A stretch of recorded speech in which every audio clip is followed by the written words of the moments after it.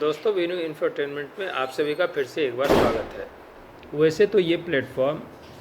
Students के लिए बनाया गया है। उसमें ज़्यादातर विषय ऐसा लिया जाता है जिससे कि स्टूडेंट का कुछ हित हो और उनके ज्ञान संवर्धन के लिए प्रयास किया जाए। लेकिन एक विषय ऐसा है जिस पे कि चर्चा करना मुझे लगता है कि थोड़ा ज़रूरी है, क्योंकि राजनीति से आप पूरी की पूरी तरह शिक्षा को अलग करके अगर चलते हैं तो फिर राजनीतिक मताधिकार का प्रयोग करते वक्त वो शिक्षा किसी काम का नहीं होता है। इसीलिए राजनीतिक शिक्षा देना भी एक शिक्षक का दायित्व होता है कि देश में आपके किस तरह की राजनीति चल रही है। इस लिहाज से आज आजम खां का एक ट्वीट मेरा ध्यान सहसा ही खींच लिया कि ये वही आजम खान है जो कि मुलायम सिंह के साथ कदमताल करते हुए मुस्लिम समुदाय का एक बहुत बड़ा लीडर अपने को मानते हुए आगे बढ़े थे और कुछ ऐसा मान बैठे थे कि जैसे पूरी मुस्लिम समुदाय उनके पीछे है और मुलायम सिंह का अस्तित्व, राजनीतिक अस्तित्व शायद उनके बिना कुछ नहीं है। हालांकि उनका कद समाजवादी पार्टी में ऊंचा बढ़ता रहा, सभी ने देखा। वो कैबिनेट मिनिस्टर बनाए गए और राष्ट्रीय स्तर पर और कई तरह के उनके रोल दिए गए समाजवादी पार्टी से, क्योंकि समाजवादी पार्टी जो है आमतया से यादव और मुस्लिम वोटों पर अपना एक तरह से अधिकार समझती हैं और आजम खां के रहते हुए ये अधिकार एक तरह से मजबूत होता गया और एमओए कम्बिनेशन उत्तर प्रदेश में काफ़ी मजबूत हो गया और सत्ता सुख मुलायम सिंह ही नहीं भोगा केवल, बल्कि मुलायम सिंह के वारिस के रूप में अखिलेश सिंह ने भी सत्ता का लाभ उठाया। आजम खां शायद मुलायम सिंह की दोस्ती को और अखिलेश के साथ अपने रिश्ते को शायद एक ही तराजू पे तौलने की गलती कर बैठे। उनको ये समझ में नहीं आया कि ये ऑस्ट्रेलिया से पढ़ा हुआ शख्स जो है वो राजनीति को देखने का जो उनका नज़रिया है वो बिल्कुल कास्ट ओरिएंटेड पॉलिटिक्स की तरह से नहीं देख सकते। हालांकि उन्होंने कई सारे एक्सपेरिमेंट और रीअलाइनमेंट ज़रूर उत्तर प्रदेश में किए हैं, लेकिन उससे उनका जो ज्ञान संवर्धन हुआ एक छात्र के रूप में, अगर आप राजनीति विज्ञान का छात्र के रूप में अखिलेश को लीजिए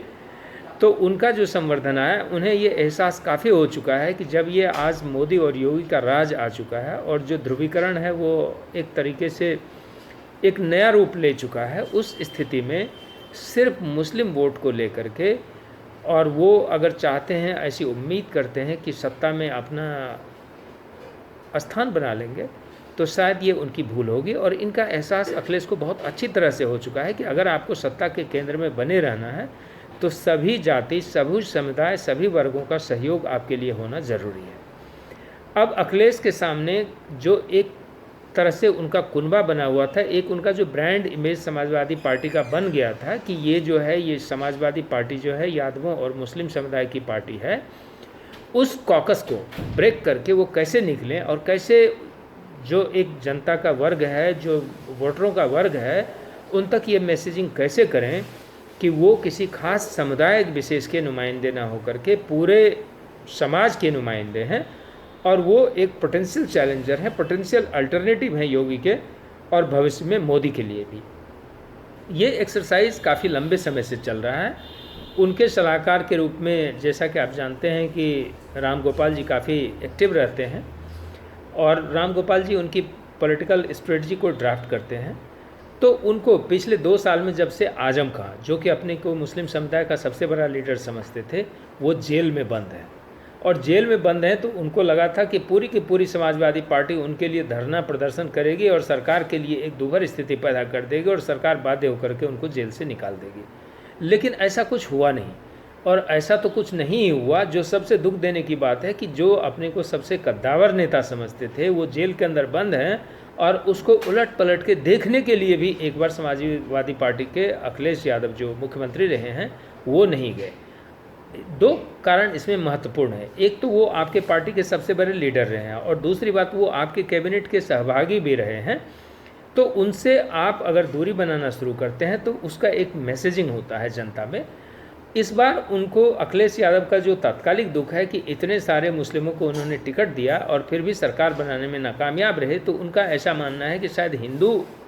जो हैं वो उनसे किनारा करने लगे हैं और जो यादव का समुदाय है जिनको कि वो अपनी बपौती वोट समझते थे,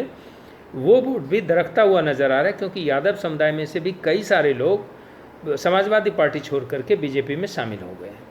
हालांकि ये पॉलिटिकल रीअलाइनमेंट चलते रहता है, कई सारी जाति प्रजातियां जो हैं अपना दल बदल करते रहती हैं और अपने नेताओं का अपने लाभ और लाभार्थी योजनाओं के अनुकूल अपना पाला बदलते रहते हैं, ये कोई नई बात नहीं है। लेकिन आजम खां शायद इस बात को नहीं समझ पाए हैं कि अखिलेश यादव ने इस चीज़ को काफ़ी अच्छे तरह से महसूस किया है कि सिर्फ मुस्लिम समुदाय को लेकर के अगर वो आगे बढ़ते हैं तो हिंदू समुदाय का उनसे टूट जाना लगभग तय है, और ये वो उत्तर प्रदेश में कम से कम नहीं कर सकते, क्योंकि वो एक पैरोकियल पार्टी नहीं है, वो एक छोटी पार्टी नहीं है, वो एक बड़ी पार्टी के रूप में है। और बड़ी पार्टी कोई तभी बनती है जब उनको सभी समुदाय का हो। इस बात को समझ करके आजम खां जब अपने को किनारा महसूस करते हैं तो आज जो उन्होंने ट्वीट किया है वो खासा चर्चा में है कि क्या आजम खां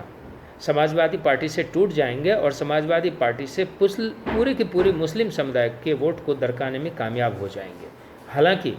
एक राजनीतिक विश्लेषक के रूप में मेरा ऐसा मानना है कि हमने मंडल कमीशन के दौर में जामा मस्जिद के शाही इमाम को फतवा जारी करते देखा है और मुस्लिम समुदाय पे एक विशेष नियंत्रण रखने का एक जज्बा देखा है, लेकिन उनका भी एक पतन हुआ और उनकी बात को आज कोई सुनने वाला नहीं है। तो आजम खां किस खेत के मूली हैं। आजम खां जितनी जल्दी समझ जाएं कि सिर्फ समाजवादी पार्टी में ही उनका भविष्य है, थोड़ा बहुत बचा हुआ है, उनका तो भविष्य अब कम बचा हुआ, उनके बच्चे का भविष्य आप कह सकते हैं कि थोड़ा बहुत बचा हुआ है, क्योंकि उन्होंने जो अपने पिताजी के नाम पे जौहर यूनिवर्सिटी बनाया है और उसमें जितना गड़बड़ झाला किया है, जितना घालमेल किया है, जिसके वजह से कि सुप्रीम कोर्ट को उनको जेल के अंदर भेजना पड़ा है, उसमें आप सिर्फ बीजेपी सरकार को ब्लेम नहीं कर सकते हैं, क्योंकि सरकार अगर एक दोषी को नहीं बचाती है तो ये उनका वास्तविक रूप में एक कर्तव्य है और उस कर्तव्य पे योगी सरकार खड़ी हुई है। उन्होंने इस बात को कतई ध्यान में नहीं रखा कि कौन नेता है और उनकी कितनी बड़ी औकात है, क्योंकि उनकी औकात समाजवादी पार्टी में हो सकती है लेकिन देश की जनता के सामने उनकी कोई औकात नहीं है। ये दुख आज उनका छलक करके आ गया।